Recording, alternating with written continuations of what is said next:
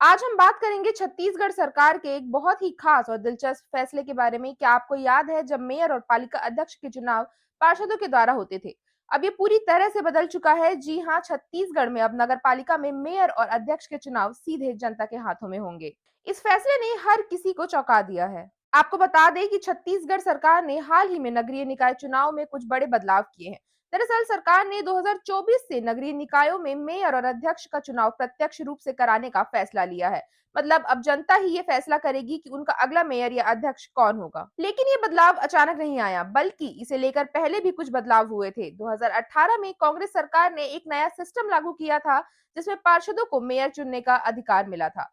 अब राज्य सरकार ने इसे बदलते हुए ये निर्णय लिया है कि जनता ही मेयर और अध्यक्ष को चुनेगी, ताकि लोगों की ज्यादा भागीदारी हो और उनकी आवाज सीधी सुनाई दे। अब बात करते हैं क्या क्या बदलाव किए गए हैं और इससे जनता के अधिकार में क्या बदलाव आएगा। सबसे पहले सरकार ने एक अधिनियम जारी किया है, जिसमें पार्षद का चुनाव लड़ने की उम्र सीमा 21 साल और मेयर के चुनाव लड़ने की उम्र सीमा 25 साल तय की गई है।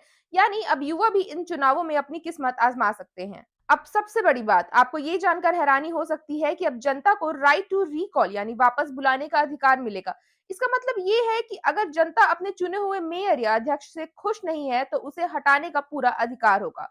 लेकिन ये प्रक्रिया थोड़ी लंबी होगी, क्योंकि इसके लिए पार्षदों को एक प्रस्ताव लाना होगा और उस पर 3/4 बहुमत से वोटिंग होनी चाहिए। फिर जनता का मतदान होगा और अगर वे मेयर या अध्यक्ष को हटाने के पक्ष में है, तो वो पद से हट जाएंगे। इसके अलावा यदि कोई उपचुनाव में मेयर बनता है, तो उसे भी आधा कार्यकाल पूरा होने के बाद ही अविश्वास प्रस्ताव का सामना करना होगा। ये बदलाव जनता को ज्यादा अधिकार देने के लिए किए गए हैं, ताकि अब अगर कोई प्रतिनिधि अपना काम ठीक से नहीं कर रहा है, तो जनता उसे सीधे हटाने का फैसला ले सके।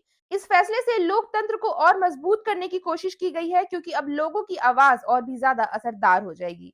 इस बदलाव का असर पूरे राज्य में दिखेगा और लोग अब सीधे अपने मेयर और अध्यक्ष को चुनने में शामिल होंगे। इसके साथ ही अगर कोई व्यक्ति एक साथ मेयर और पार्षद का चुनाव लड़ता है और दोनों पद जीतता है, तो उसे 7 दिन के भीतर एक पद छोड़ना होगा।